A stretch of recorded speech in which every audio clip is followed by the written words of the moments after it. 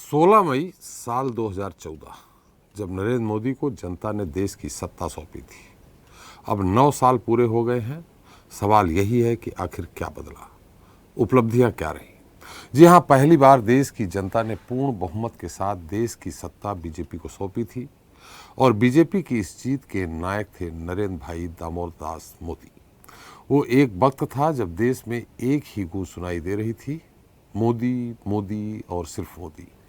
इसके बाद सबका साथ, सबका विकास और सबका विश्वास का सुर सुनाई दिया और सुनाई दिया एक और नारा, मोदी है तो मुमकिन है। जी हाँ, नमस्कार। स्वदेश न्यूज के खास प्रोग्राम जनता मांगे जवाब में आपका स्वागत है। आपके साथ मैं हूं एसपी त्रिपाठी। जनता मांगे जवाब में आज बात मोदी सरकार की 9 साल की पारी की और मिशन 2024 की तैयारी की। बात मोदी सरकार को 9 साल की उपलब्धियों की और बात 9 साल पूरे होने पर भाजपा के मेगा इवेंट की। केंद्र में अपनी सरकार के 9 साल पूरे होने के मौके पर भाजपा ने व्यापक स्तर पर कार्यक्रमों के आयोजन की तैयारियां शुरू कर दी है। इससे पहले 2014 में देश की जनता से प्रधानमंत्री नरेंद्र मोदी ने अच्छे दिन लाने का वादा करने के साथ ही कई और भी वादे किए थे, जिसके बाद से बीजेपी और नरेंद्र मोदी लगातार कसौटी पर कसे जाते रहे। बात चाहे देश की अर्थव्यवस्था की हो, काले धन की हो, महंगाई, भ्रष्टाचार, रोजगार और बुनियादी जरूरतों की हो या फिर राष्ट्र की सुरक्षा की। इन मुद्दों पर आज देश किस मुकाम पर है ये किसी से छिपा नहीं है। लेकिन अब मोदी सरकार के 9 और दूसरे कार्यकाल के 4 साल पूरे हो गए हैं। 2024 में होने वाले चुनाव के लिए महज 10 से 11 महीने बाकी रह गए हैं। ऐसे में सवाल उठना लाजमी है, सवाल 9 सालों की उपलब्धियों के और सवाल ये भी कि क्या 2024 में एक बार फिर मोदी या फिर विपक्ष से कोई और। जनता मांगे जवाब में आज इसी मुद्दे पर चर्चा करेंगे। 9 साल की पारी, 24 की तैयारी।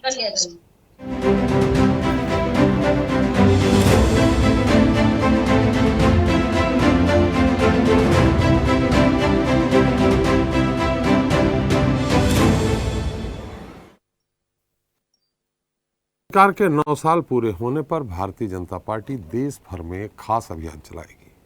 लोगों को मोदी सरकार की उपलब्धियों के बारे में बताया जाएगा।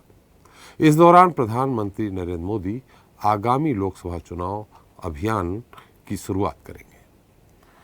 भाजपा देश भर में इस विशेष महाजनसंपर्क अभियान की तैयारी कर रही है। 1 महीने तक चलने वाले इस महाजनसंपर्क अभियान की शुरुआत नरेंद्र मोदी 30 मई को एक बड़ी रैली के साथ करेंगे। यह अभियान 30 जून तक चलाया जाएगा, जिसके तहत पार्टी लोकसभा की करीब 400 सीटों पर विशेष फोकस करने वाली है। माना जा रहा है कि प्रधानमंत्री नरेंद्र मोदी चुनावी राज्यों छत्तीसगढ़, राजस्थान, तेलंगाना या फिर मध्य प्रदेश में से किसी एक राज्य में 30 मई को बड़ी रैली कर इस महाजनसंपर्क अभियान की शुरुआत करेंगे। इसके अलावा महीने भर तक चलने वाले अभियान के अंतर्गत प्रधानमंत्री कई अन्य राज्यों में भी रैलियां कर सकते हैं। इसे 2024 की तैयारी के तौर पर देखा जा रहा है। महाजनसंपर्क अभियान में प्रधानमंत्री नरेंद्र मोदी के अलावा गृह मंत्री अमित शाह, बीजेपी अध्यक्ष जेपी नड्डा समेत सरकार के तमाम वरिष्ठ मंत्री देश भर में 51 रैली आयोजित करके इस सरकार की उपलब्धियों को गिनवाएंगे। साथ ही इस अभियान के तहत भाजपा नेता देश भर में 1 लाख से अधिक वरिष्ठ और प्रभावशाली परिवारों, जिनमें प्रसिद्ध खिलाड़ी, बिजनेसमैन, कलाकार एवं देश सेवा के दौरान शहीद हुए लोगों के परिजनों से संपर्क कर बातचीत करेंगे। पार्टी की योजना ये भी है कि हर लोकसभा क्षेत्र में कम से कम 250 ऐसे परिवारों से संपर्क स्थापित किया जाएगा जिनका प्रभाव उनके क्षेत्र में है। साथ ही पार्टी के नेता देश भर में सोशल मीडिया के सभी प्लेटफॉर्म पर इन्फ्लुएंसर्स से भी बातचीत करेंगे। इसके अलावा प्रधानमंत्री नरेंद्र मोदी श्यामा प्रसाद मुखर्जी की पुण्यतिथि यानी 30 जून को वीडियो कॉन्फ्रेंसिंग के जरिए देश भर के 10 लाख से ज़्यादा बूथों पर कार्यकर्ताओं को भी सीधे संबोधित करेंगे। कुल मिलाकर कहा जा सकता है कि 9 साल का कार्यकाल पूरे होने को भी मेगा इवेंट बनाया जाएगा, जिसको सफल करने के लिए पार्टी के वरिष्ठ नेता अपने सभी मोर्चा पदाधिकारियों के साथ भी बैठक करेंगे। यह बैठक राष्ट्रीय स्तर, राज्य स्तरीय स्तर और जिला स्तर और बूथ स्तर तक भी होगी। कुल मिलाकर कहा जा सकता है कि मिशन 2024 के लिए बीजेपी तैयार है, जिसमें 9 सालों का जश्न भी होगा और 24 के लिए कार्यकर्ताओं में जोश भरने का मेगा प्लान भी है। तो चलिए इस मुद्दे पर चर्चा करते हैं, जिसके लिए हमारे साथ जुड़ गए हैं बीजेपी के पूर्व विधायक हैं शंकर लाल तिवारी जी हैं, हमारे साथ शिवम शुक्ला जी हैं, कांग्रेस के नेता हैं, आम आदमी पार्टी से हैं हमारे साथ हरीश पाठक जी हैं, समाजवादी पार्टी से हमारे साथ शिल्पी चौधरी जी हैं और राजनीतिक विश्लेषक डॉक्टर सत्यप्रकाश शर्मा जी हमारे साथ हैं। आप सभी का हमारे इस खास कार्यक्रम में बहुत बहुत स्वागत है। तिवारी जी, मेरी आवाज़ आ रही है आपको? तिवारी जी, मेरी आवाज़ आ रही? आपकी आवाज बढ़िया है। बढ़िया आ रही है, आपकी गूंज रही थोड़ा सा अभी से। अभी चुनाव में बहुत दिन बाकी है जी। तिवारी जी, धारा 370, सर्जिकल स्ट्राइक, इन 2-3 मुद्दों को छोड़ के बताइए कि 9 सालों में कौन सी बड़ी उपलब्धि मोदी सरकार की रही है?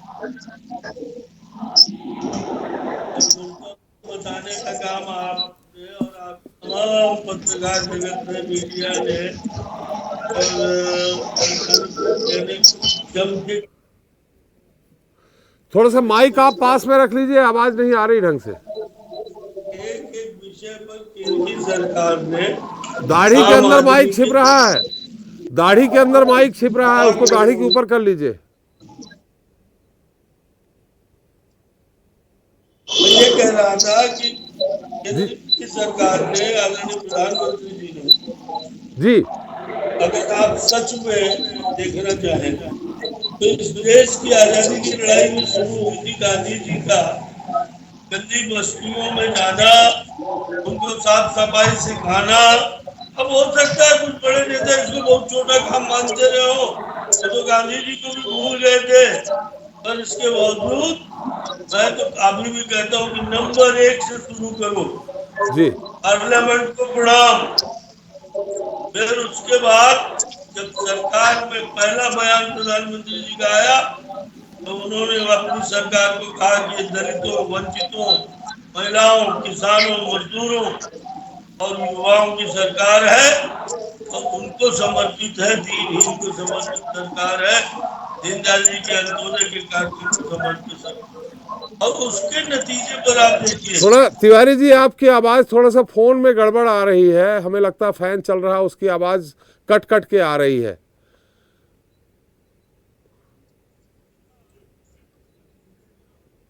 थोड़ा सा उसको ठीक कर लीजिए, फिर हम आपके पास फिर से आते हैं, ये देख लेते हैं कि विपक्ष क्या आरोप लगा रहा है। विपक्ष के आरोप क्या है? तिवारी जी आपकी आवाज नहीं आ रही है। नहीं बना, इस जगह कुछ गड़बड़ हो गई।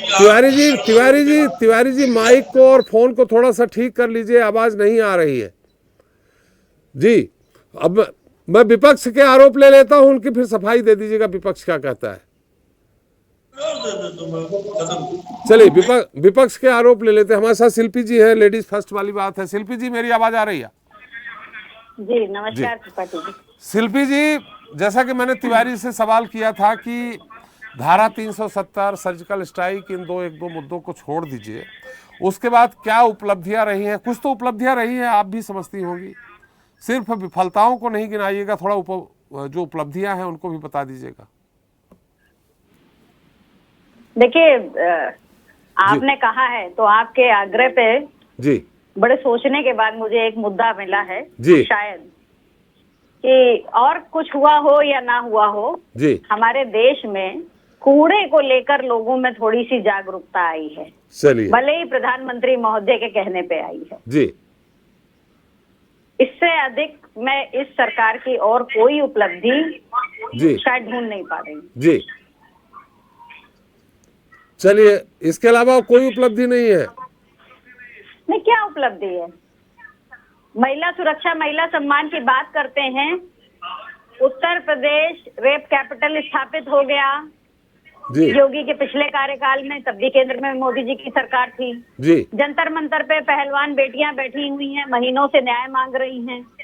बिल्किस बानो के बलात्कारियों का सम्मान इसी पार्टी ने किया। ये उपलब्धि है। एक नारी के तौर पे तो मैं बिल्कुल इसको उपलब्धि में नहीं गिन सकती हूँ।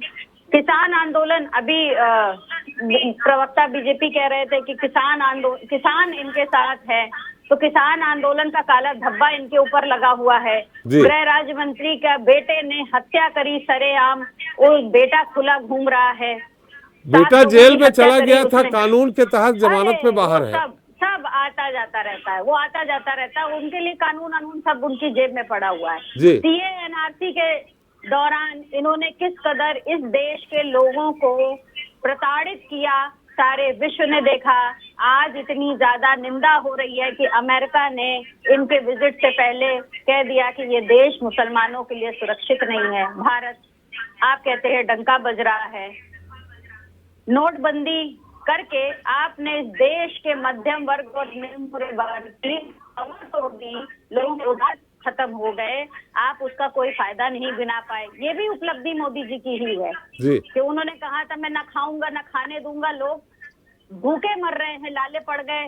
5 किलो राशन देकर इन्होंने इस देश में लोगों को निकम्मा करने की एक जो सुनियोजित षड्यंत्र फैला दिया है, उसके दूरगामी परिणाम आगे के 10 सालों में दिखेंगे, जब लोग काम ही नहीं करना चाहेंगे। लेकिन इन्हें तो सिर्फ वोट चाहिए, तो मैं कैसे मानूं? आप मनरेगा जैसी योजना के बदले में खाद्यान्न देते, पैसा देते, तो बात समझ में आती थी। लेकिन इन्होंने कहा कि नहीं नहीं, हम तो आपको 5 किलो राशन, और बड़े गर्व से कहते हैं कि हम 80-85 करोड़ लोगों को हम दे रहे हैं मुफ्त का खाद्यान्न।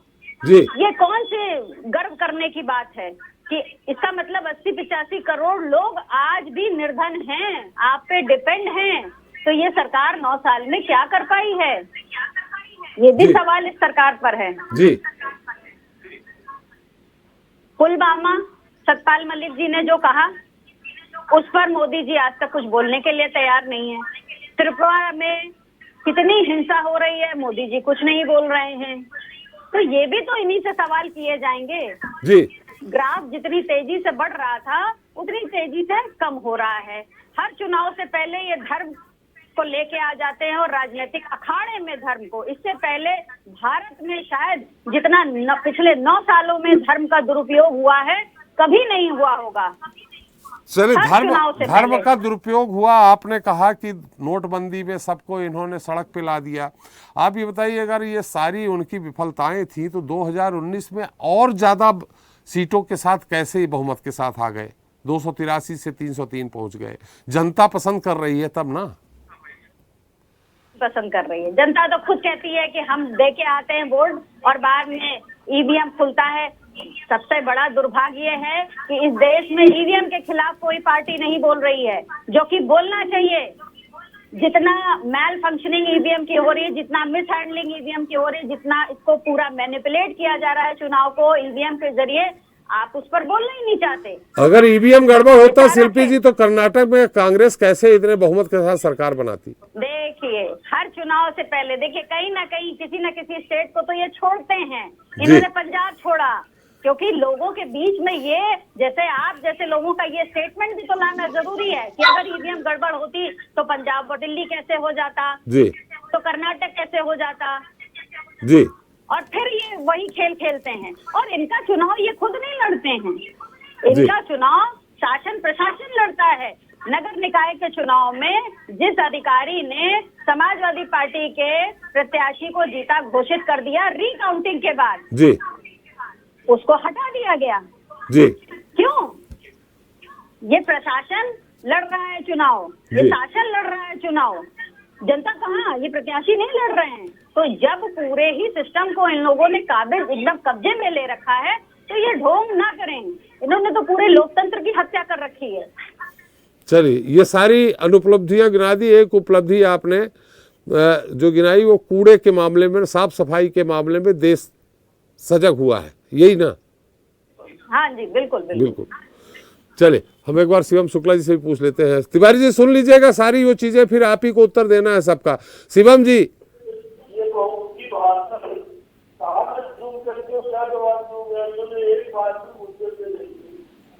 सारे आरोपों को खारिज नहीं कर रहा हूँ, पर इनके सारे आरोपों को देश की बार बार खारिज कर चुकी है जी। और उसके बाद भी वही रोना मनोदरी बिलाप की वो नोटबंदी हो गई, ये हो गया, वो हो गया। अरे भैया, सरकार में जो बैठे हैं उनका फर्ज है, उनका हक है कि वो जनता के हितों में निर्णय ले।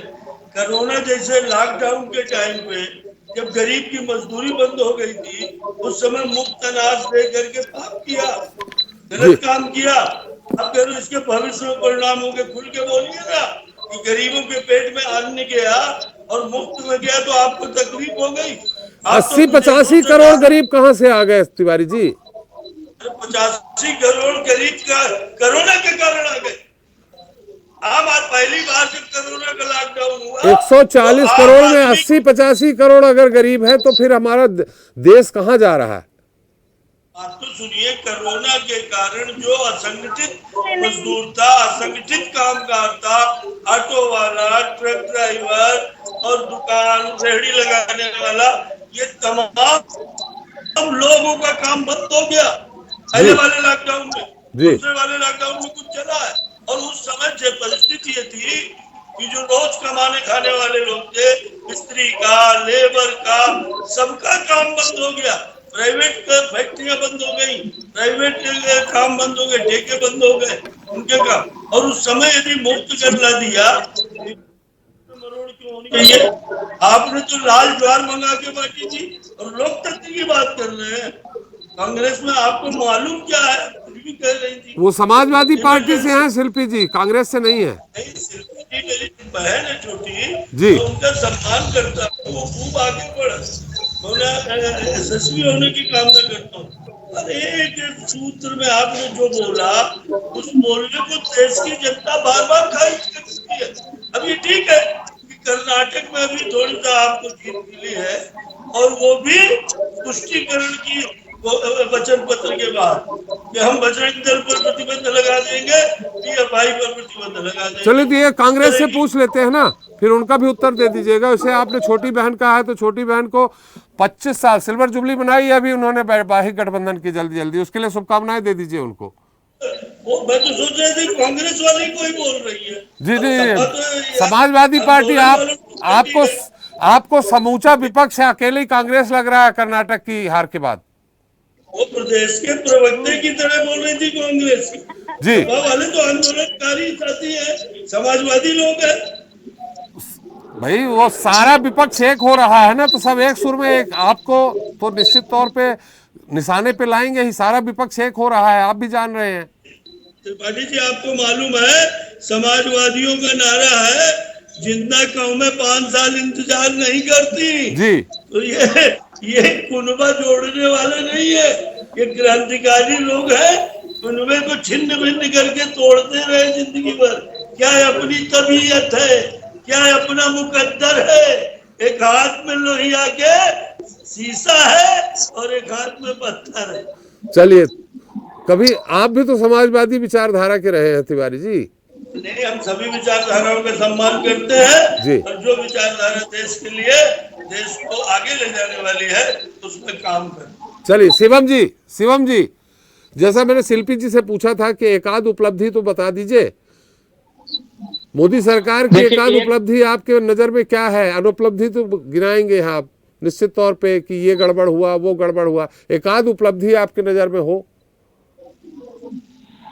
देखिए, एकमात्र उपलब्धि इस सरकार की रही है कि इन्होंने इस देश में सांप्रदायिकता का ऐसा जहर घोला है जो इनके लिए एक चुनाव की लेबोरेटरी के समान आज तब्दील हो चुका है। भारतीय जनता पार्टी चुनाव दर चुनाव इसी सांप्रदायिकता की राजनीति के दम पर जीतती चली आ रही है। इसमें कहीं से कोई दो राय नहीं है। यह इनकी एकमात्र उपलब्धि रही है पिछले 8 सालों की। लेकिन आज आप एक बात को समझ लीजिए, जब हम बात करते हैं नीतिगत विषयों की, आज हम बात करते हैं जिस प्रकार से देश का मिजाज है, तो आप कई सारे जब मुद्दों पर बात करेंगे, आज हमारे देश में जो कहीं ना कहीं रिटेल प्राइस है महंगाई का, वह 15.8% है, जो कि 30 सालों में सबसे ज्यादा है। तो आप समझिए कि आज पूरा देश, इस देश में जब इतनी बड़ी गरीब आबादी है, तो उसको इस प्रकार से महंगाई का संकट झेलना पड़ रहा है।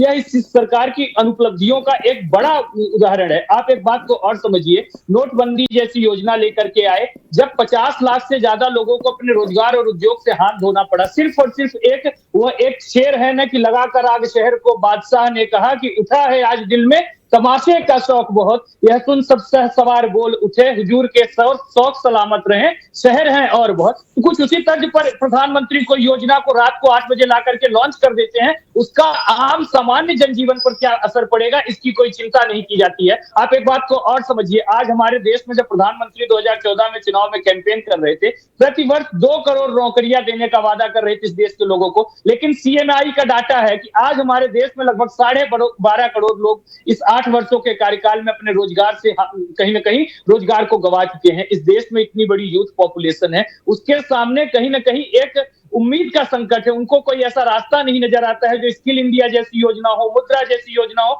यह तमाम योजनाएं आज इनकी तो भारतीय जनता पार्टी की कोई नेता भी बात नहीं करता है। उस स्थिति में अपने देश को किशोर ले जा रहे हैं, यह एक सोचने वाली बात है। ऐतिहासिक रूप से हमारी जो करेंसी है, रुपए की आज कीमत है, पिछले 75 वर्षों में सबसे नीचे के स्तर पर है। मुझे प्रधानमंत्री का वह एक पुराना भाषण भी याद आता है जिसमें प्रधानमंत्री कहा करते थे कि जब रुपए की कीमत गिरती है तो देश की साख गिरती है, प्रतिष्ठा गिरती है। तो आज प्रधानमंत्री को इन चीजों पर चिंता नहीं नजर आती है, तो मुझे तकलीफ होती है। एक बात और मैं कहना चाहूंगा, आज जिस स्थिति में हमारा देश जा रहा है, यह सरकार लगातार सांप्रदायिकता और राष्ट्रवाद के नाम पर राजनीति करती है। हमारे सैनिकों की शहादत पर वोट मांगे जाते हैं, लेकिन मुझे कोविड के दौरान ही याद है 2020 में सैनिकों की शहादत पे वोट कहाँ मांग लिया? सैनिकों की शहादत पे वोट कहाँ मांग लिया भाई?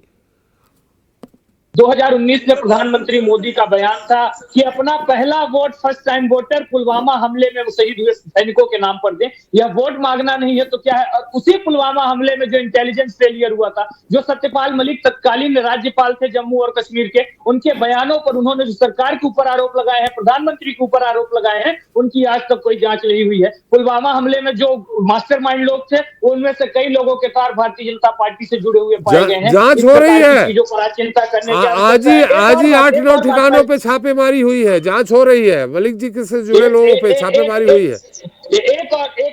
एक और बात मैं कहूंगा, मैं बोल रहा था कि 2020 में जब कोविड का संकट था, चीन हमारी सीमा के कई किलोमीटर भीतर तक दाखिल हुआ था और हमारे 20 से ज्यादा सैनिकों को शहीद होना पड़ा था। लेकिन हमारे रक्षा मंत्री को, हमारे प्रधानमंत्री को उस चीज को एकोमोडेट और एड्रेस करने में 24 घंटे से ज्यादा का वक्त लगा था। आज भी हमारा वास्तविक स्थिति क्या है एलओसी पर, यह चीज की जानकारी हमारी सरकार स्पष्टता के साथ नहीं दे रही है। हमें अंतर्राष्ट्रीय मीडिया की खबरों पर आधारित होना पड़ता है अपने देश की सीमाओं के संप्रभुता की जानकारी के लिए। यह एक अपने आप में हमारी सरकार की एक और विफलता है। और मैं एक बात और कहना चाहूंगा, इस सरकार ने कहीं ना कहीं किसानों के ऊपर लगातार उनको तरह तरह से प्रताड़ित करने का प्रयास किया। सरकार आने के बाद ही 2015 में एक विशेष भू अधिग्रहण कानून लाया गया जो कि 2013 के एक्ट को कहीं ना कहीं कमजोर करता था। उस एक्ट में जो भी प्रावधान किसानों के हित में डाले गए थे, उसको कमजोर करने का विभिन्न भाजपा की राज्य सरकारों ने काम किया। वह तो कृषक समाज का भला हो कि जिसने कृषि कानून को भी वापस लेने के लिए विपक्ष किया, सरकार को विवश किया, और जो भू अधिग्रहण कानून था उसको भी वापस लेने के लिए विवश किया।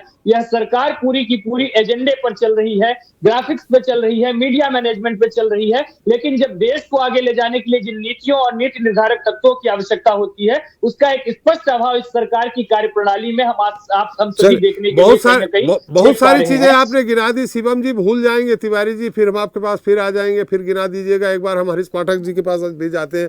पाठक जी, आप की दुश्मन तो भारतीय जनता पार्टी नहीं है, आप तो कांग्रेस में जो भ्रष्टाचार था उससे आपकी पार्टी पनपी हुई है, उस भ्रष्टाचार के मुद्दे को उठा के। तो कम से कम आपने कोई उपलब्धि देखी होगी भाजपा। मैं शुक्ला जी आऊँगा आपके पास फिर से, मैं पाठक जी से बात कर लूँ। जी पाठक जी, आपने कोई उपलब्धि देखी होगी भाई, दिल्ली हो, पंजाब हो, आपने कांग्रेस को रिप्लेस किया है।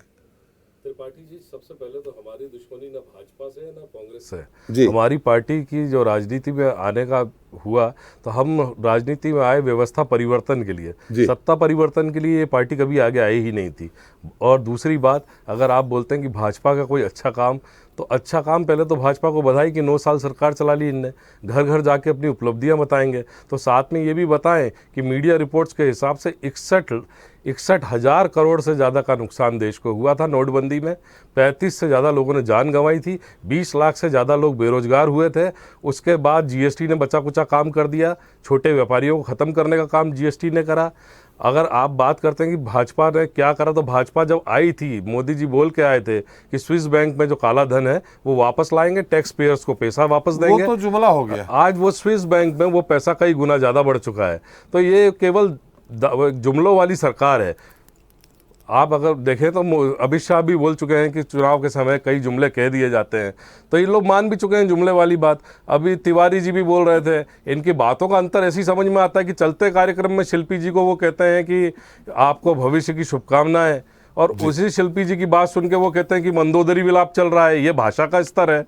तो ये भाजपा कहती कुछ है, करती उनके लिए कुछ नहीं है। बोला मंदोदरी विलाप, मंदोदरी विलाप सारे विपक्ष के लिए बोला है। हाँ, तो सभी के लिए बोला ना, तो वो भी विपक्ष में ही थी, वो कांग्रेस का समझ रहे थे इसलिए बोल गए। समझ में नहीं है कि मैंने ऐसे कौन सा भाषा का इस्तेमाल किया। भैया मुझे बता दो मेरे सीनियर। तो मैं तो आपसे त्रिपाठी जी यही कहना चाहूंगा, मैंने कौन सी ऐसी बात बकवास कर रहे हो? मंदोदरी विलाप क्या होता है तिवारी जी? तिवारी जी, मंदोदरी विलाप क्या शब्द होता है? स्वतंत्र रूप से मंदोदरी विलाप एक कहावत है। चलिए तिवारी जी आपके पास आ रहा हूँ, इनकी मैं बात तो खत्म इनके हो लिए जाए। यही कहना चाहूंगा त्रिपाठी जी कि इनकी किताबों में अंग्रेज गांव ये का सभा मौसम को गुलाबी जवाब है, दे रहा हूं पर कि दावा रश्मि ये जी को किताबी जवाब है। दे रहा हूं। जी अभी मैं कोई आपकी बात का जवाब दूंगा तो आपको व्यक्तिगत थोड़ी दूंगा, आपकी आम आदमी पार्टी को दूंगा जिसके दो मंत्री जेल में पड़े हुए हैं। जेल जी। में क्यों है वो थोड़ा तिवारी खोटा जी है, सब जानते हैं। मुख्यमंत्री भागता तिवारी जी, जेल में वो मंत्री क्यों है वो सब जानते हैं, वो बेदाग छूटेंगे। आजादी की लड़ाई में बहुत से लोग जेल गए थे। कटाक्ष कर रहे हो जी। और बिना मतलब में उनको बीच में ला रहे हो कि मैंने कोई ऐसी, आपने मैंने सपने में नहीं सोचा कि मैं आपके बारे में कोई ऐसी बात करूंगा। जी ये जी हम जी लोग आपस में एक विचार विमर्श करने बैठते हैं, ऐसा कुछ तो नहीं है। पर आप जिस ढंग से बोल तिवारी जी, रहे आपने जो मैंने शब्द क्या इस्तेमाल गलत करा कहा? मैंने वो शब्द बोला और कुछ नहीं बोला। हिंदी तो चलिए आपको हिंदी नहीं आती। हाँ, आपको मुझे हिंदी नहीं आती, आपसे सीखूंगा तिवारी जी प्रधानमंत्री का आके। आलोचना आती है, इसके अलावा कुछ नहीं आता जी, समझ जी, जी। में। तिवारी जी तो आ आप रहे हैं, किसी उनकी पर बात आ आरोप जाए। लगा देंगे। चलिए आप विधानसभा में 3 बार बैठे, 3 बार आप विधायक रहे हैं। विलोपित शब्द एक होता है, इसको विलोपित कर दिया जाता है यहाँ पे। जी विलोपित करने लायक शब्द नहीं है। चलिए मैंने राजनीतिक दल को कहा है, जी बिल्कुल विलोपित करने वाला शब्द नहीं है, संसदीय शब्द है। चलिए तो इसको और आप चलन भी में ले जानते आते हैं कि हैं। चलिए, हजारों बार भाजपा इस्तेमाल भाजपा संसदीय शब्द अपने आप बना लेती है, कोई दिक्कत नहीं उसमें। चलिए पाठक जी जी, संक्षेप में तो पूरा। मैं त्रिपाठी जी यही कह रहा था कि जो फेलियर हुए हैं भाजपा सरकार के, वो इतने बड़े बड़े फेलियर है कि इन लोग को 9 साल का बताने लायक तो ये कुछ है ही नहीं। आज इकोनॉमी में अगर देखें तो देश बहुत पीछे जा चुका है, छोटे छोटे देश आगे निकल रहे हैं। बेरोजगार सड़क पर है, पिछड़ा हुआ समाज सड़क पर है, कच्चे कर्मचारी सड़क पर है, किसान सड़क पर है। सबका साथ सबका विकास यही था कि सबकी सब सड़कों पर संघर्ष कर रहे हैं। कम से कम किसान अच्छे किसान दिन आए महल तो में किसी कब के आए? ताए होते। किसान सड़क पे कब नहीं थे? क्या यूपीए सरकार में नहीं थे? बाकी सब भी थे क्या सर? हैं?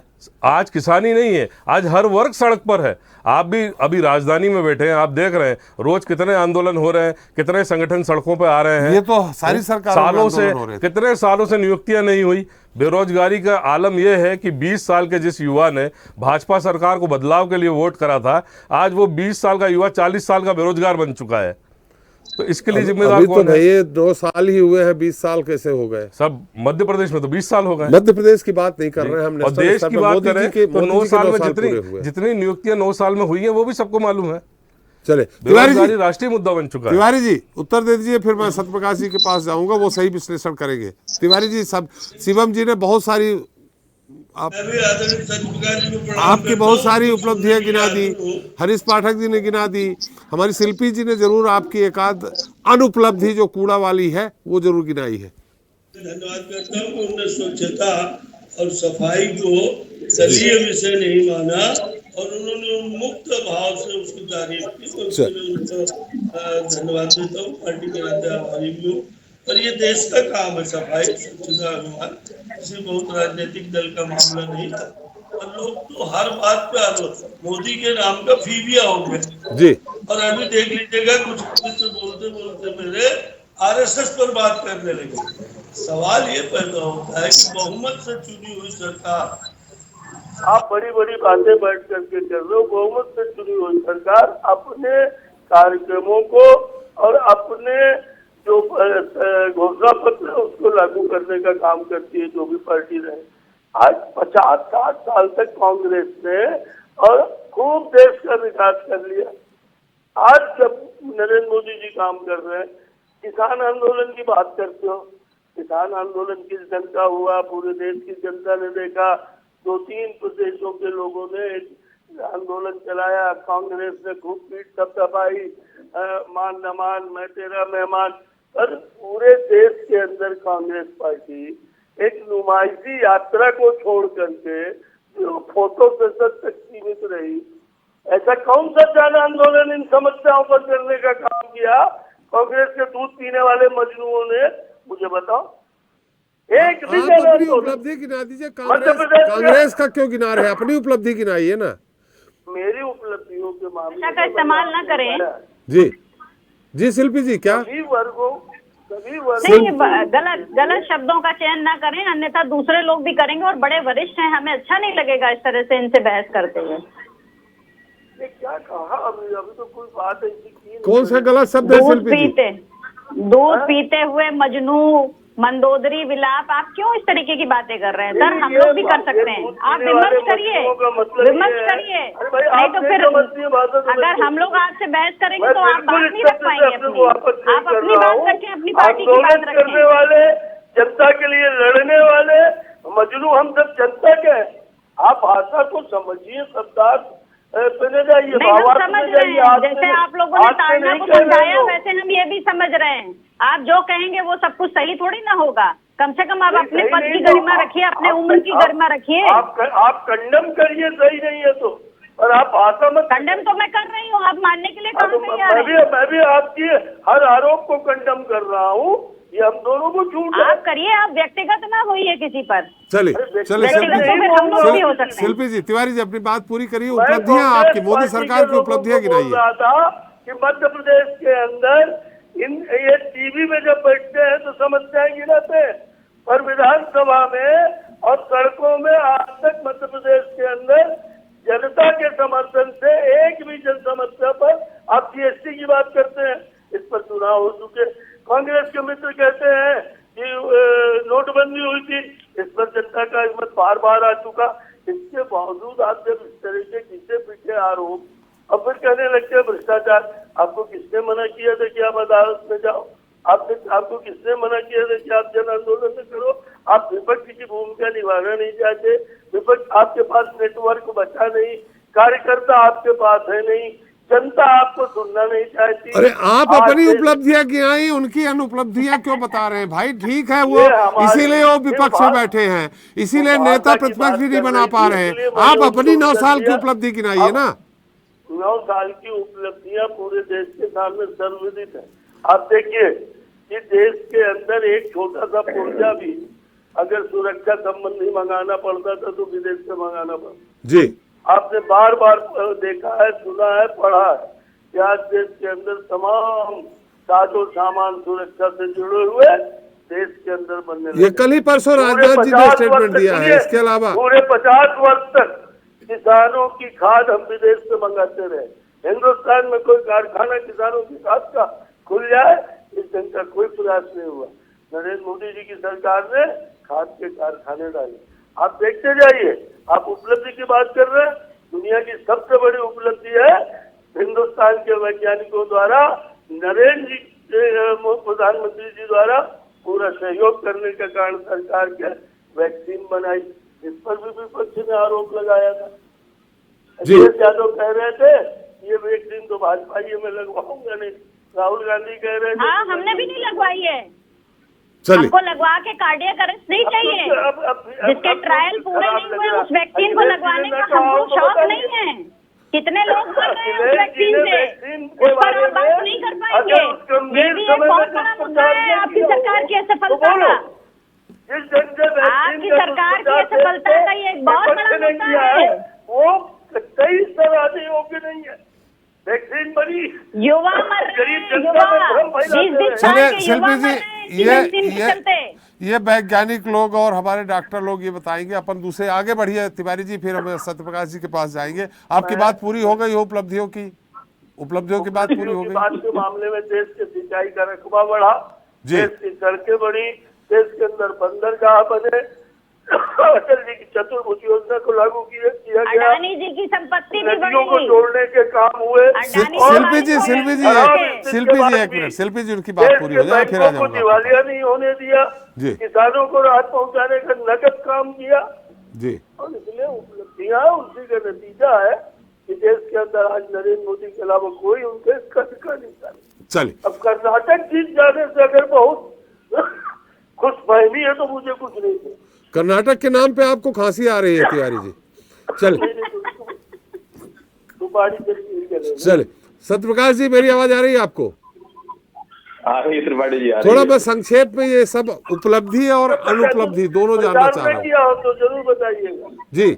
उपलब्धि और फेलुअर जो भी है थोड़ा संक्षेप में जानना चाहेंगे। हालांकि विपक्ष का काम है कि उनकी गलतियां गिनाना, सत्ता पक्ष का काम है अपनी उपलब्धियां गिनाना। लेकिन आपसे हम जानना चाहेंगे, दर्शक जानना चाह रहा है थोड़ा सा दोनों मुद्दों पे।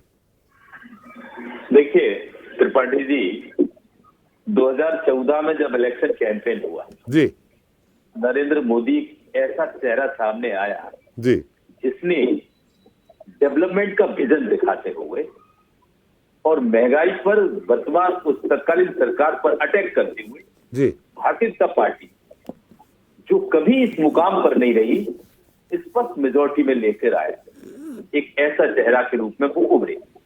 जब वो इस ऐसे चेहरे के रूप में उभरते हैं तो ये मान के चलिए आप कि देश में उनके चेहरे का एक बड़ा डंका बज गया। लेकिन शुरुआत के दौरों में उन्होंने दो चीजें बहुत अच्छी की हैं। भले ही वो मध्य प्रदेश गवर्नमेंट से एक चीज अडेप्ट की थी, लेकिन मैं फिर कहूंगा कि एक तो उन्होंने जो स्वच्छता कैंपेन चलाया जी उसका तारीफ करने योग्य है। हालांकि हमारे अध्यात्म में, हमारे धर्म में, सनातन धर्म में इस चीज का शुरू से ही महत्व रहा है। दूसरा, बेटी बचाओ बेटी पढ़ाओ कैंपेन, जी ये एक सोशल चेंज लाने की तरफ या सोशल रिफॉर्म लाने की तरफ उनका बड़ा स्टेप। लेकिन कुछ समय के बाद आकर सडन शाम को 8 बजे नोटबंदी कर देना, जी ये स्टेप के बारे में उन्होंने कहा कि हम भारत को विकसित देश की मॉडल पर लाने के लिए ये करप्शन पर बड़ी मार है। लेकिन मुझे नहीं लगता कि करप्शन उस 2016 की नोटबंदी के बाद देश में या उनकी जहां जहां सरकारें हैं वहां घटा है। कर्नाटका का उदाहरण है। कर्नाटका में भारतीय जनता पार्टी की ये जो हार है उसका सबसे बड़ा कारण करप्शन है, यानी 40% कमीशन। वो एक बड़ा कारण माना जा रहा है जो हम पॉलिटिकल एनालिस्ट जैसे समझते हैं। तो ये कहीं ना कहीं वो फेलवर एक स्कीम रही जिसके कारण देश ने और देश के लोगों ने बड़ी मुश्किलातें झेली।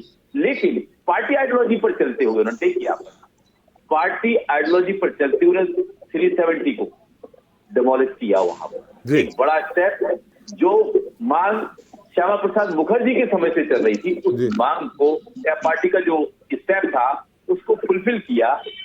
अब साथ ही आप देखिए वो रास्ता भी निकाला राम मंदिर वाला, यानी कि उनकी जो इमेज है वो कहीं ना कहीं अपनी पार्टी के साथ साथ देश की बहुसंख्यक लोगों में एक हिंदुत्व के बड़े पैरोकार के रूप में बनी।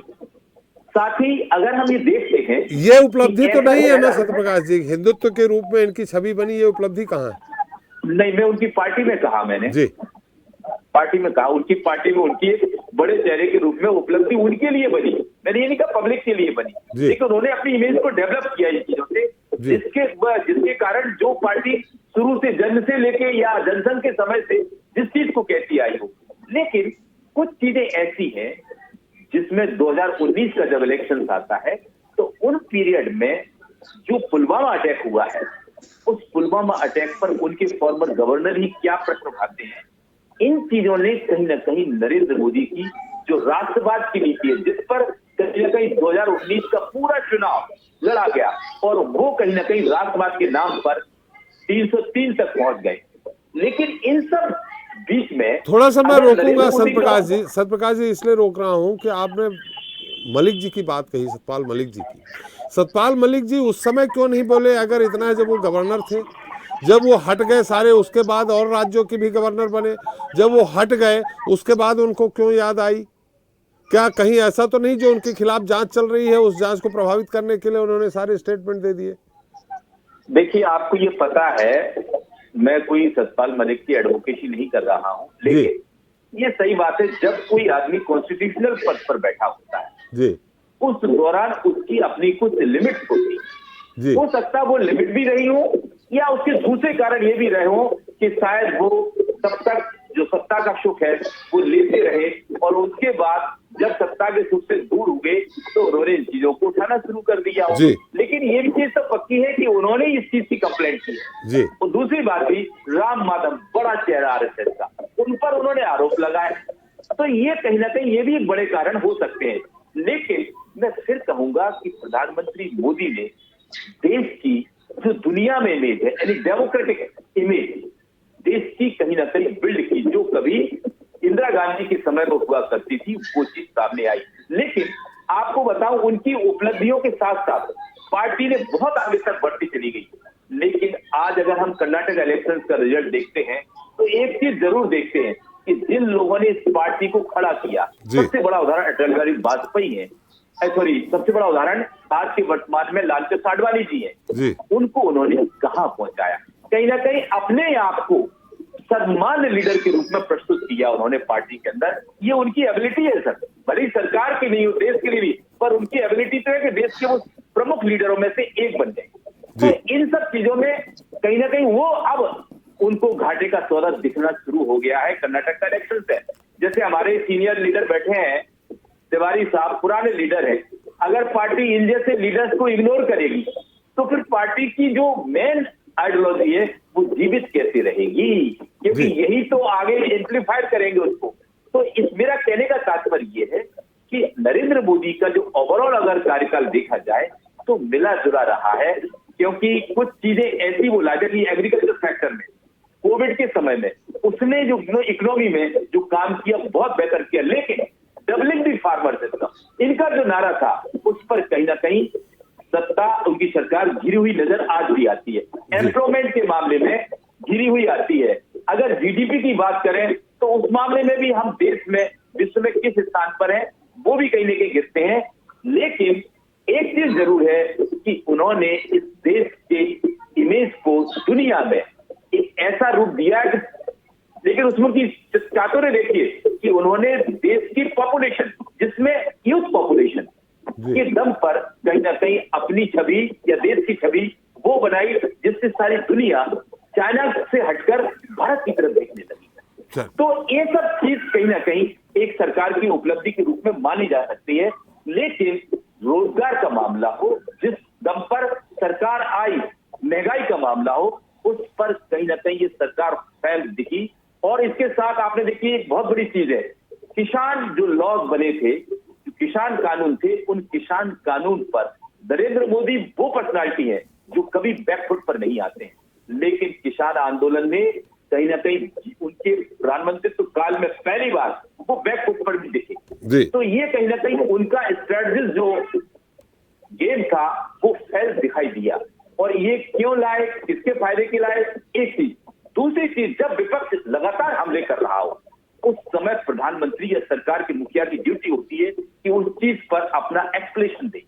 इसमें दो मामले में बहुत महत्वपूर्ण मानता हूं कि एक तो अडानी की इशू पर प्रधानमंत्री जी चुप क्यों हैं, उनको सामने आना चाहिए, विपक्ष का मुंह बंद करना चाहिए। यथार्थ क्या है, ये कहीं ना कहीं देश में उनकी इमेज को आगामी 2024 के इलेक्शन की दृष्टि रखते हुए एक सोचने को मजबूर कर रहा है। दूसरा, आज जो ज्वलंत मुद्दा सामने दिखता है कि कुछ लड़कियां हैं, रक्षक हैं, वो हमारी बैठी हुई है, वो कुछ डिमांड कर रही है। आप महिला सशक्तिकरण को आगे बढ़ाने वाले प्रधानमंत्रियों की मैं शुमार है देश में और दुनिया में भी। ऐसे में जब महिला है, इस चीज के लिए जब एफआईआर लॉन्च हो जाती है तो आप एक व्यक्ति जो आरोपी है उसको इतना प्रोटेक्ट या आपकी वो स्ट्रिक्टनेस क्यों नहीं दिखती। ये कहीं ना कहीं 2024 के लिए बड़े मुद्दे उनके सामने होंगे। लेकिन आप देखिए कि जो उनका 9 साल का कार्यकाल है उसको मनाने का अंदाज देखिए, ऑर्गेनाइजेशन को स्ट्रॉन्ग करने का, साथ ही सरकार की उपलब्धियों को गिराने का। देखो दोनों में कॉम्बिनेशन देखिए, प्रोग्राम चलेंगे मई जून में, उन दोनों में आप देखेंगे कि आप वो अपने साथ साथ अपने ऑर्गेनाइजेशन को भी स्ट्रॉन्ग करते जाएंगे, साथ ही अपनी स्कीम्स को पब्लिक तक बताते चले जाएंगे। जी चलिए, सत्यप्रकाश जी आ गए, काफी उपलब्धियां आ गई हैं निश्चित तौर पे। हम शिल्पी जी, हम सिर्फ 2 सवाल पे जवाब चाहेंगे। धारा 370 समाप्त करना क्या इनके उपलब्धि में है या अनुपलब्धि में है? दूसरा, आप अडानी के मुद्दे को अगर छोड़ दें तो यूपीए सरकार में जिस तरह मंत्रियों पे भ्रष्टाचार के आरोप लगते रहे हैं, अलग अलग आरोप रहे हैं, एक भी आरोप आप गिना दीजिए जो भ्रष्टाचार का हो, संक्षेप पे। देखिए, धारा 370 हटाने से इस देश के विकास में अगर कोई माइलस्टोन स्थापित हुआ हो तो मैं उसे नरेंद्र मोदी जी की सफलता मानूंगी। जी, इन्हें सिर्फ और सिर्फ पोलराइजेशन करना है और जो अभी आपके विश्लेषक थे, इन्होंने बहुत अच्छा विश्लेषण किया और हर मुद्दे पे किया, अच्छाइयां भी दी और बुराइयां भी दी। सिर्फ ये पूरा संगठन चलाते रहते हैं, ये अपने संगठन को हर समय एनर्जेटिक मोड में रखते हैं, हर समय मूविंग मोड में रखते हैं, और 365 दिन भारतीय जनता पार्टी या तो चुनाव लड़ रही होती है या चुनाव लड़ने की तैयारी कर रही होती है। ये इनकी विशेषता है, ये इनकी उपलब्धि है, और इसी नाते ये जनता को गुमराह करने में भी सफल हैं। बची बात जो यूथ की है, देखिए आपके राजनीतिक विश्लेषक है, उन्होंने माना कि यूथ के पास कुछ नहीं है। आज यूथ के पास है सिर्फ व्हाट्सएप पे एक पूरा फ्री का IT cell Bharatiya Janata party को मिला हुआ है, जो पढ़े लिखे लोग सुबह सुबह इतने व्हाट्सएप फॉरवर्ड आते हैं कि वो मुद्दा हमें बाद में पता चलेगा, लेकिन वो मार्केट में मुद्दा पहले फ्लोट हो जाता है व्हाट्सएप ग्रुप के माध्यम से। तो ये तैयारी भारतीय जनता पार्टी की निसंदेह बहुत अच्छी है। असल मुद्दों से इनका दूर दराज तक कोई लेना देना नहीं है। अडानी का मुद्दा अगर हम छोड़ दें तो बताइए राफेल का मुद्दा इन्होंने क्यों नहीं उठाने दिया? राफेल पर इन्होंने कुछ नहीं क्यों नहीं किया, जबकि फ्रांस के मान रहा है कि राफेल पे बहुत बड़ा घपला हुआ है, लेकिन भारत में कोई बात करने के लिए तैयार नहीं है। हर संवैधानिक संस्था तो इन्होंने विकलांग कर रखी है, सिर्फ और सिर्फ विपक्षी पार्टियों पर इस्तेमाल किए जा रहे हैं। ये सीबीआई, ये ईडी, ये रॉ, ये इस्तेमाल किस पे हो रहा है? क्या कोई निष्पक्ष तरीके से काम कर रहा है? कैसी चीजें बाहर आएंगी? और आप उस समय तिवारी जी कह रहे थे कि बहुत कुछ हुआ। अडानी के पास बिजली का पूरा बड़ा सेक्टर चला गया, अडानी के पास लगभग सारे तो नहीं लेकिन ज्यादातर एयरपोर्ट चले गए, अडानी के पास पोर्ट चले गए, बंदरगाह चले गए। और जब कोई विपक्ष का नेता, राहुल गांधी जैसा नेता अगर पूछ रहा है कि बताइए ये पैसा कहां से आया, तो मोदी जी नहीं जवाब देते हैं। बेटी बचाओ बेटी पढ़ाओ की बात तो बेटियां कहां बच रही हैं? बेटियां खुलेआम कह रही हैं, वो बेटियां जो विश्व के मानचित्र पे हमारे देश को एकदम रोशन करके आई, हमारी जगह बना के आई, वो बेटियां न्याय मांगने के लिए जंतर मंतर पर पिछले 3 महीने से बैठी हैं। कहां बेटियां बच रही हैं? जनसंख्या में हम सबसे ऊपर जा रहे हैं, हंगर इंडेक्स में हम सबसे ऊपर जा रहे हैं, तो हम कर क्या रहे हैं? क्या मिल रहा है हमें? हमें मिल रहा है दिन भर का एक व्हाट्सएप फॉरवर्ड। हर दिन कम से कम 5 व्हाट्सएप फॉरवर्ड के इनके एजेंडे आ जाते हैं कि आज हमको इस बात पर गर्व करना है। ये तो सारी पार्टियों की अपनी अपनी तैयारी है। ना, भारतीय जनता पार्टी जितनी तैयारी तो किसी की नहीं है।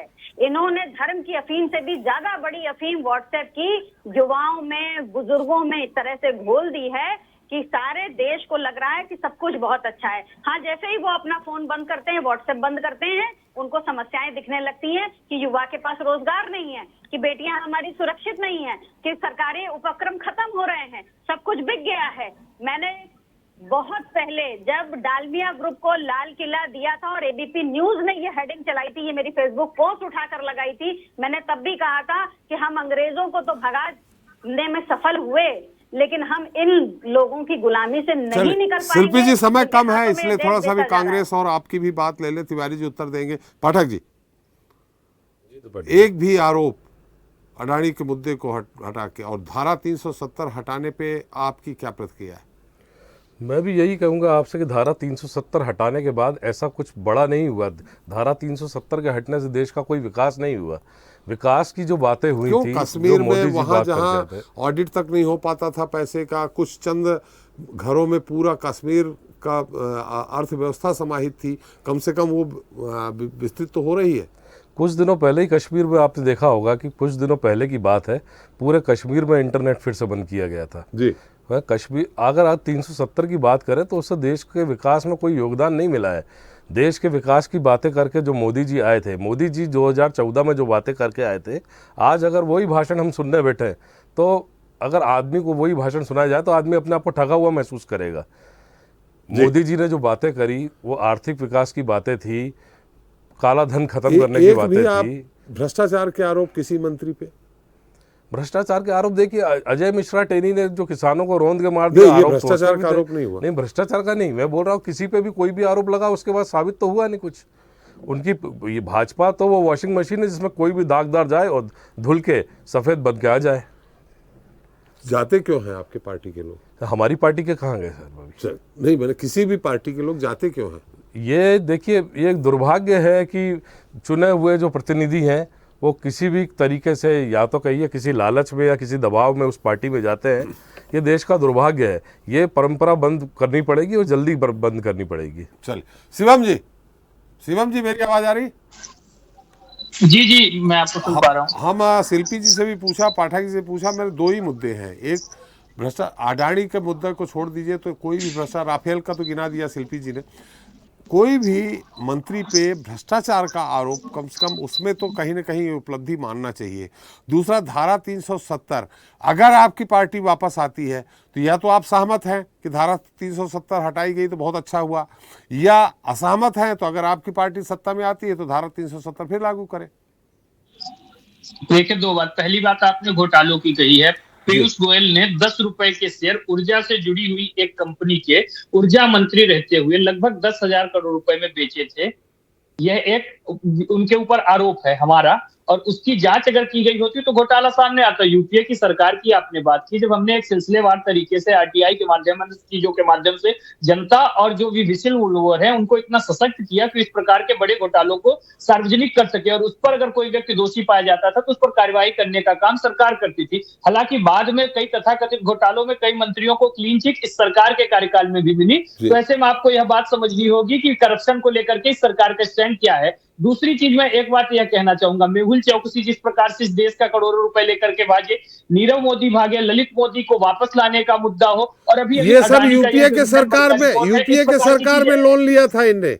लेकिन किसके लोन लेना कोई गलत चीज नहीं होती, लेकिन जिस प्रकार से वह इस देश के लॉ को भाग करके कहीं उन्होंने उसको सुपरसीड कर दिया, वह एक गंभीर विषय है जिसकी जांच होने की आवश्यकता है। दूसरी चीज, आपने 370 की बात कही। मैं एक बात कहना चाहूंगा, इस सरकार की अगर सबसे बड़ी कोई चीज विफलता है, इन 75 वर्षों में हमने अपने लोकतंत्र को तमाम विषमताओं और विपरीत परिस्थितियों के बावजूद भी, हमारी विभिन्न तरीके की संस्कृतियों के बावजूद भी कहीं ना कहीं एकीकृत रखा है। उसके पीछे एकमात्र वजह थी कि हमारे जो प्रथम प्रधानमंत्री थे पंडित जवाहरलाल नेहरू, उनका इस बात पर दृढ़ विश्वास था कि इस देश में सरकारों के आने जाने के क्रम में हमारी जो लोकतांत्रिक संस्थाएं हो, चाहे सीबीआई हो, चाहे रिजर्व बैंक हो, चाहे अन्य कोई ऐसी संस्था हो, वह सरकार और देश को स्थायित्व का भाव प्रदान करती है। लेकिन इस सरकार ने सिलसिलेवार तरीके से संस्थाओं की अथॉरिटी को सुपरसीड करने का प्रयास किया है। जब 370 हटाने की बात आई तो इन्होंने देश की संसद में सांसदों को मुखर रूप से बोलने नहीं दिया। सर्वपल्ली राधाकृष्णन कहा करते थे, हमारे भूतपूर्व राष्ट्रपति,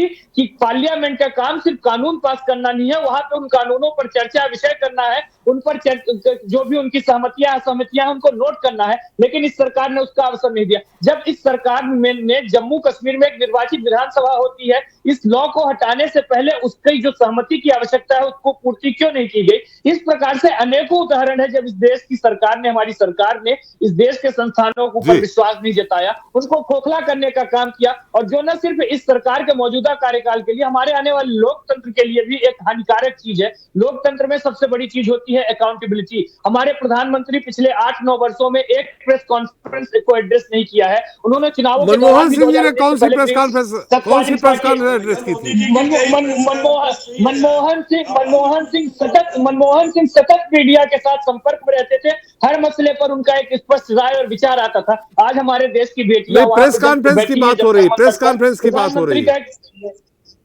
मनमोहन सिंह ने अनेकों अवसरों पर मीडिया को एड्रेस किया है और अपनी बात को स्पष्टता के साथ मीडिया के साथ एड्रेस किया है, प्रेस कॉन्फ्रेंस नहीं की है।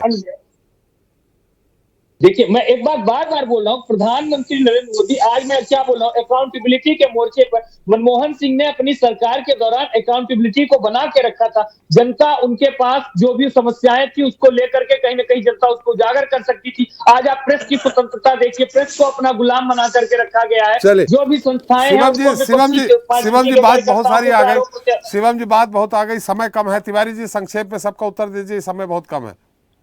बिल्कुल मुझे समय कम है, इसलिए मैं अभी मनमोहन जी कह रहे थे प्रेस कॉन्फ्रेंस में, मनमोहन जी की प्रेस कॉन्फ्रेंस रोज होती थी, इसलिए कि आधे मंत्री तो उनके जेल में चले गए थे, तो सारा पुलिस उनके मंत्रियों की प्रेस कॉन्फ्रेंस में परेशान रहता था। अभी बात आई कि आपने बार बार पूछा, मैं एक उपलब्धि अलग से बताना चाहता हूँ। आपकी आवाज थोड़ा सा कट के आ रही तिवारी जी, आज पता नहीं क्यों। मेरा जी कि एक बड़ी उपलब्धि है जी कि भारतीय जनता पार्टी के कार्यक्रमों ने कांग्रेस को, जो पुरातन से सिर्फ तुष्टीकरण की राजनीति कर रही थी, उसको साफ हिंदुत्व, यानी उस महीने पर फोटो खिंचा के हनुमान चालीसा पाठ करने का सर्कुलर प्रदेश कांग्रेस कमेटी से जारी करके कि सभी कांग्रेस के जिलों में हनुमान पार्टी ने कभी भी अपने धर्म के नाम पर वोट नहीं मांगे हैं। हमारा जो धर्म को लेकर के व्यक्तिगत मैनिफेस्टेशन है, उसको कांग्रेस पार्टी के नेताओं ने अनेक बार प्रदर्शित किया है। और आज से नहीं, 75 वर्षों का हमारा लोकतांत्रिक इतिहास है, चाहे वह जवाहरलाल नेहरू हो, इंदिरा गांधी हो, लाल बहादुर शास्त्री हो, नरसिम्हा राव हो या हमारा कोई भी प्रधानमंत्री हो, सभी ने अपनी धार्मिक मान्यताओं को प्रदर्शित करने का कहीं से कोई गुरेज नहीं किया है। लेकिन हमने अपनी धार्मिक मान्यताओं को आगे करके वोट मांगने का भी प्रयास नहीं किया है। मैं आपको धन्यवाद करता हूँ। दूसरी बात आई राफेल की। आपने जब सवाल किया तो कोई प्रश्न, कोई जवाब नहीं आ पाया। भ्रष्टाचार, अदानी के मामले में आपने कहा था कि इसको छोड़ के बताइए। राफेल की बात आई। राफेल के मामले में काफी कोर्ट में हो चुका, सुप्रीम कोर्ट में भी कमेंट आ चुकी है और कहीं से राफेल का मामला साबित नहीं। विपक्ष अभी भी अगर सरकार को राफेल की जन आंदोलन करे, राफेल के कोर्ट में जाए और अपने हक की दृष्टि से काम करे। और एक बात और कि बार बार कहा गया था कि ये गौरव करते हैं, हर दूसरे तीसरे दिन ये कोई न कोई 2, 4, 5 बातें सोच के भाजपा वाले और गौरव करते हैं। सच ये खुली आंखों से देखिए मित्र, गौरव आज पूरा देश नरेंद्र मोदी पर कर रहा है। आम आदमी देश का नरेंद्र मोदी पर गर्व कर रहा है।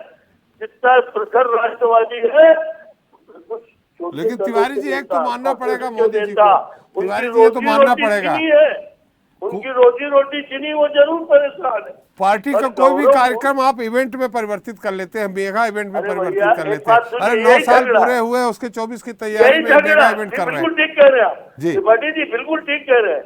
इंदिरा गांधी ने इवेंट किया, हम गरीबी हटाएंगे, पर उसे मूवमेंट में नहीं बदल पाए जी। हमारे साथ ये है कि हम इवेंट करते हैं, पर इवेंट को हमारे पास कार्यकर्ता है, हमारे पास नेटवर्क है, आम आदमी का हमारे नेताओं पर, नेताओं की नीयत पर और नीतियों पर भरोसा है, और इसलिए हम मूवमेंट में बदलने की भी क्षमता रखते हैं इवेंट को। चलिए हमारा समय भी समाप्त हो गया तिवारी जी। इवेंट नहीं किया, इवेंट किया, दीपक जलवाए, घंटी बजवाई, चलिए चिल्लाने लगा, थाली बजवाई, सब कुछ हुआ, लेकिन कोरोना नहीं गया कहीं। हम इवेंट करके इवेंट कराइए, मूवमेंट भी चलाने जानते हैं। चलिए पूरा देश कोरोना के टाइम पे काम पे लग तिवारी जी, गया हमारा था। समय ज्यादा हो गया है आज, इसलिए अब यहीं पे हम विराम। सत्यप्रकाश जी आपके पास वापस नहीं आ पाए समय की बाध्यता के कारण। बहुत बहुत धन्यवाद आपको सत्यप्रकाश जी, आपको शिवम जी, आपको तिवारी जी, आपको और हरीश पाठक जी, आपको हमारे साथ जुड़ने के लिए। और शिल्पी जी आपको एक बार फिर बहुत बहुत बधाई सिल्वर जुबली के लिए, वैवाहिक गठबंधन की आपको बहुत बहुत बधाई और धन्यवाद, आप हमारे साथ जुड़ी। तो जनता मांगे जवाब में आज हमने बात की मोदी सरकार के 9 साल की उपलब्धियों की और मिशन 2024 की तैयारी, जिसमें तमाम दलों के नेताओं के अपने अपने मत रहे हैं। ऐसे में अब सवाल यही है कि क्या भाजपा के आला नेताओं की ये कवायद पार्टी कार्यकर्ताओं में जोश जगा पाएगी, जिससे लोकसभा चुनाव की राह आसान हो जाए, या फिर विपक्षी एकता 1977 का इतिहास दोहराने में सफल रहेगी। हाँ, नारे में जरूर अंतर है। उस समय इंदिरा हटाओ का नारा था, अब मोदी हटाओ का नारा बुलंद हो रहा है। देखना अब विपक्ष का ये नारा क्या गुल खिलाता है। जनता मांगे जवाब मिलता ही। नमस्कार।